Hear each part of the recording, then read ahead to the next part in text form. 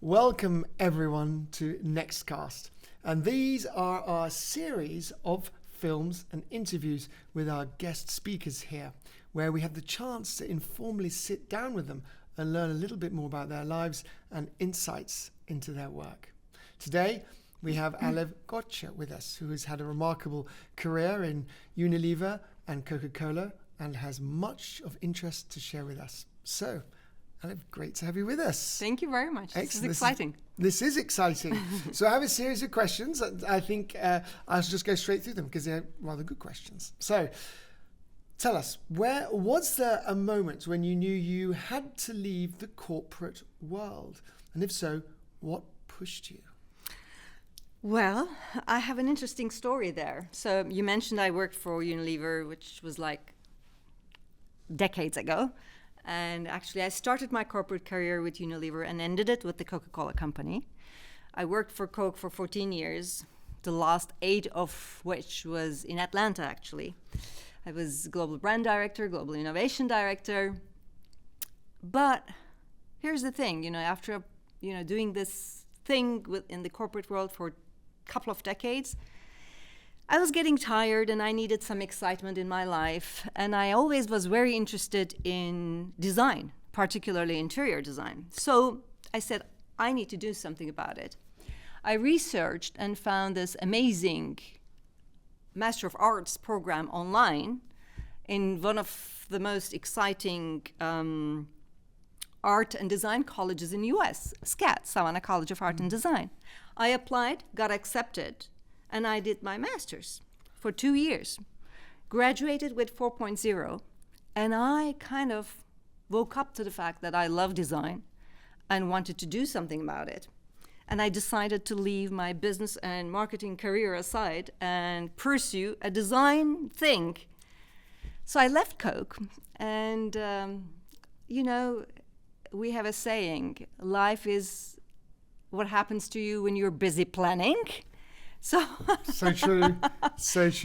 Yeah, exactly. But you grabbed the moment and ran with it. And it's interesting, that story. I hadn't realized you'd actually gone into design. But actually, when you did your presentation last week with us on Next MBA, I was quietly looking at your slides going, those are rather good slides. Really? Oh, yes. I said, so that's really been done properly by someone. And even the beautiful, very soft kind of like drop shadows. It's like there's a drop shadow and it's not too heavy and ugly and all looks very balanced. And so there we go. Wow, yeah. I'm impressed. Thank you. Yeah. No, they did look classy and they looked a scale above. Yeah, and at some point later on, I won't say who or when, but there was another series of slides where it was completely the opposite. I was thinking, oh my goodness. Well, thank you so much. But anyhow, that is great. But let me just say that I didn't pursue design. I went back to business and marketing and decided to come back home, Istanbul, and set up my own business and company. But design now is part of my identity, I suppose. That's an important thing because it's like, these Apple Macs wouldn't be Apple Macs if Steve Jobs hadn't gone and done a calligraphy course, night class at some point. It's just he went off and did it, and it informed the way he then did computing. I love that story, actually. Yeah, it's great, isn't it? And it's like that. I'm sure that's something like that with you. Your design is going to inform the way you move forward. So should we move on? That's a great story, though. It's lovely. So next question. Right. What's the biggest challenge you faced in starting your own business? It's strange because when you were set out to do this, set out to do your own thing, you don't expect to be surprised by the impact of the corporate life upon you. Once you leave, you realize, wow, I've been shaped, nurtured, protected in this world, in this bubble for so long that now I'm on my own to do everything that I need to do. And that's kind of a surprise, of course. It's scary in the beginning, but also it's exhilarating. It's one of those things that I don't think you will ever get ready before jumping in and trying it. So it works fine ultimately, but it's a shift of mindset, shift of how you do business, That's very interesting because it really is like that. I mean, I totally identify, and I'm sure lots of people watching this video will identify with that same thing. So you are in a bubble, aren't you? And everything, the fact you're going to get your salary regularly every month, it's like, that's that nice. And it's paid, you have to like chase people or do all the kind of like the back office work yourself. It's totally. Exactly. It is, it's different. But obviously the potential rewards, surely they must be. Yeah, much higher in some ways, because... And it shapes you differently, because you are challenged in different ways.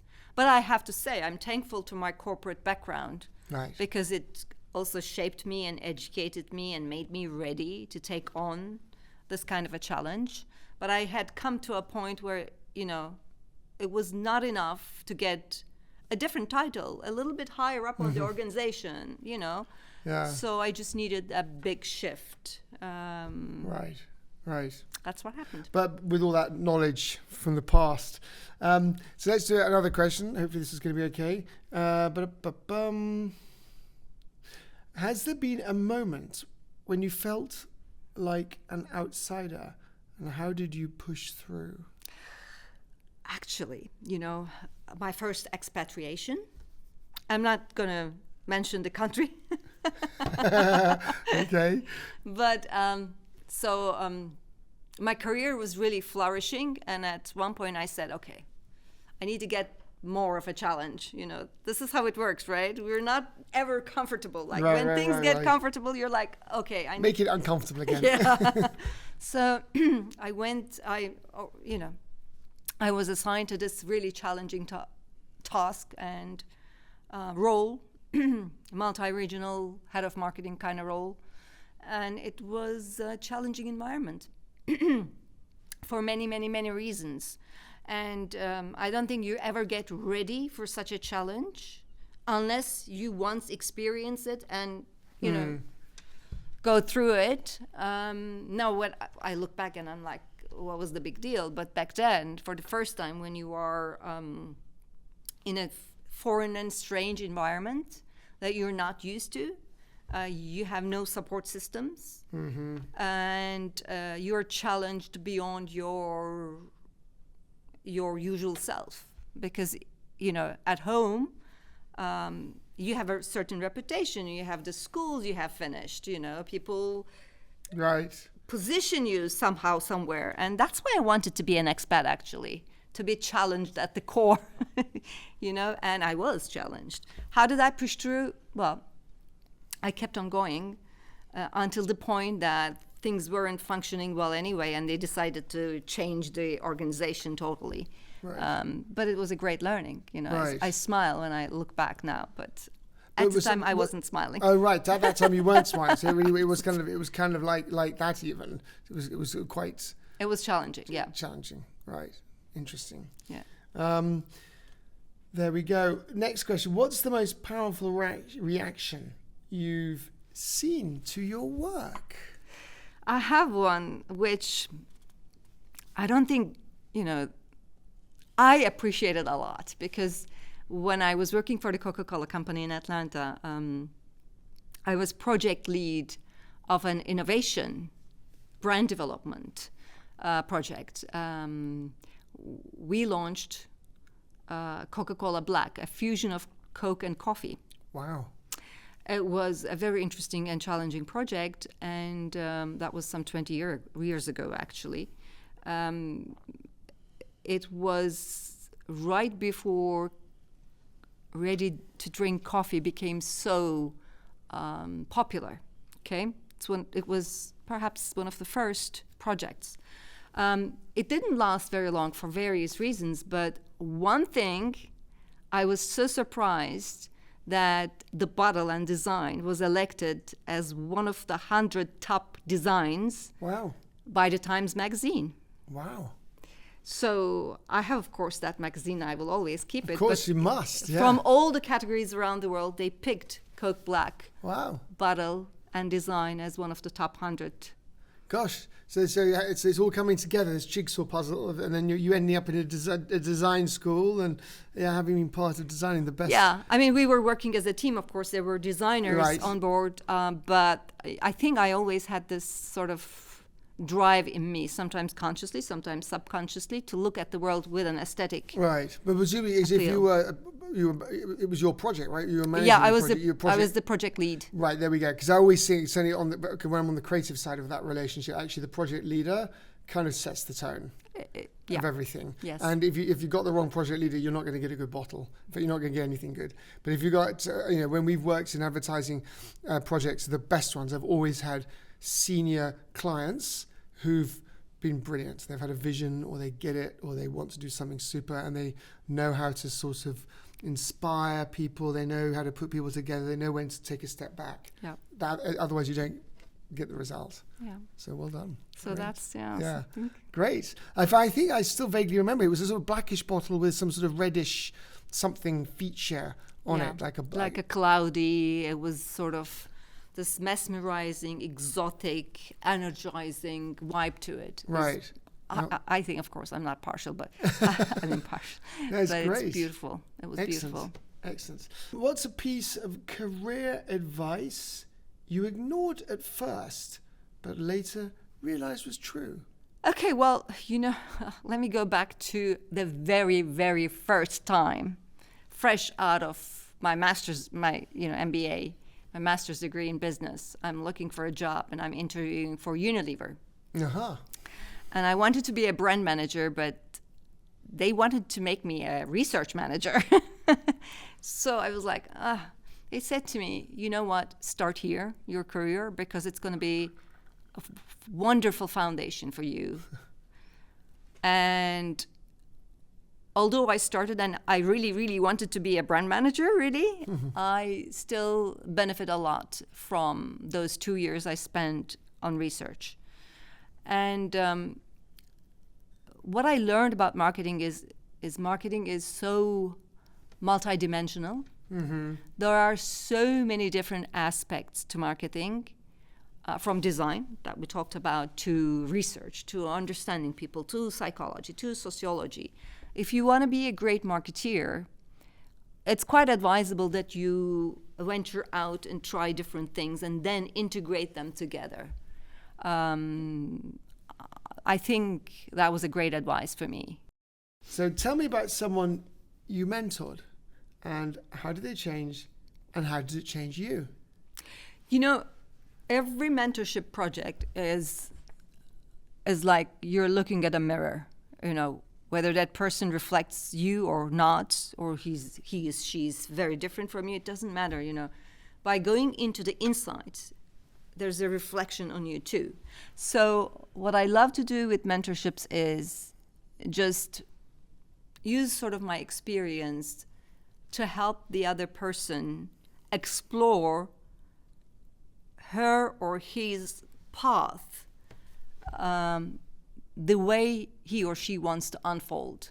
Mm-hmm. So from I'm not a coach, because right. Coaches actually react to that, you're not coaching. We are coaches. You're not trained for coaching. And I am not trained for coaching, but I am a business mentor, a marketing mentor, an innovation mentor who could help people to find their path specific to their projects, their business, their brands, what they want to do, what they want to achieve. And so each time that happens, I help someone, and it's like onion. You peel the onion, and layer by layer, and the nugget, the middle section, suddenly appears. It's a process, and sometimes it's 4 weeks, and sometimes it's 12 weeks. You don't know. Right.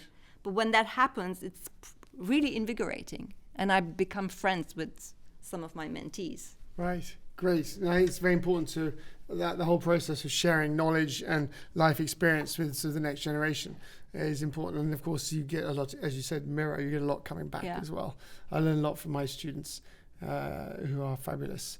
If you could go back to a younger version of yourself at a crossroads, where would you What would you tell that younger version of yourself? Lose all the perfectionism. I think perfectionism is one of the worst things out there. And I'd like to say that we're all, to some degree, perfectionists. Unfortunately, you know, the schooling systems, the way life functions, kind of pushes us there. And it's a terrible thing, because I think perfectionism is misunderstood. It's sometimes understood to be a good thing. It actually isn't. I love Brené Brown and her work. She is this amazing professor researcher from US, and she has written a lot of books about perfectionism. And perfectionism is actually somehow a reflection of, you know, you need to be the best you can be. You don't need to be perfectionist.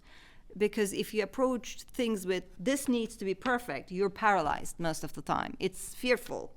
Whereas if you allow yourself to explore, make mistakes, that's where magic happens. So I would tell myself to lose all the perfectionism and accept and nurture your vulnerability. It's very interesting about perfectionism. There's a great expression in Russian, actually, which is, how does it go? Basically, it says that perfection is the enemy of good. It is. It really, we say the same thing. It really is the enemy of good. Yeah. So it's not about, I mean, of course, there's a very fine line. Of course, you want to be the best you can be, okay? But that doesn't mean that everything should be perfect, you know? Yeah. We need to lose that word. It's misleading, actually. It's very, I'm a private pilot, and I have a fantastic Russian instructor who's kind of legendary in Russia, because he has his own point of view on everything. And we were talking about if you have an engine failure, he says you don't aim, and that he says you don't aim for 5 out of 5. They always have this 5-point system in Russian education. He said don't aim for 5, you aim for 4. And I went, oh really? So I do one of the best results. And he went, that aeroplane, that famous aeroplane that landed in the Hudson River, he said they only get 4 out of 5. And I went, how do they get 4 out of 5? It's like they saved everyone. He says, the aeroplane was a write-off, wasn't it? So there were some owners of aircraft who weren't happy about that. But all the lives, he said, if the pilots had been thinking 5 out of 5, they would have been worrying about the plane, and they'd have gone back or tried to go back to the airport, and they couldn't do it. They would have, because it wasn't physically possible. They would have crashed before they got there. So that's an amazing one. They made the right decision. It's like we ditched the plane, and everyone survived. That's beautiful. So I thought, oh, that's so right. Yeah, I just love that his sort of version of that what was called the miracle on the Hudson, but only gets 4 out of 5. I love that. So I'm going to aim for 4 now. Yeah, not 5. Yeah, it's great. And he says, yeah, 5 kills you. Oh, that's perfect. What's an unexpected experience that shaped the person who you are today? I think living and working abroad.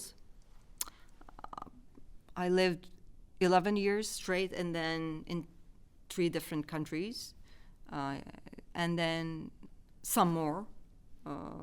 I came back to home and then went back again. So 14 years of, and actually, let me rephrase it. Since 1995, okay, oh my God, 30 years already, I've been an international marketeer. Even when I was home-based, I was running international markets, actually. So that experience, learning about different cultures, is the most rewarding thing. And I think that shaped me, because you learn firsthand, you have the experience of that we are at the foundation all the same, because we are human beings, let's face it. But we're also different culturally because of our context, our upbringing, our geography. And there is such diversity out there, and that's beautiful. By learning about different cultures and different people and different way of looking at things, again, you learn something about yourself, about your own culture, about how to how to put things into context, and I find that beautiful. Really. Yeah, it's great. Yeah, it's so true. It's the beauty of this great, diverse, amazing world that we live in. Yeah, and one needs to go out there and sample these things, explore and discover the wonders of the world. That's so true, and that promotes better understanding and stuff. That's all the questions. I need to now ask our producer. That concludes our next cast. So don't go far away, because we have some more next casts, and we'll see you next time.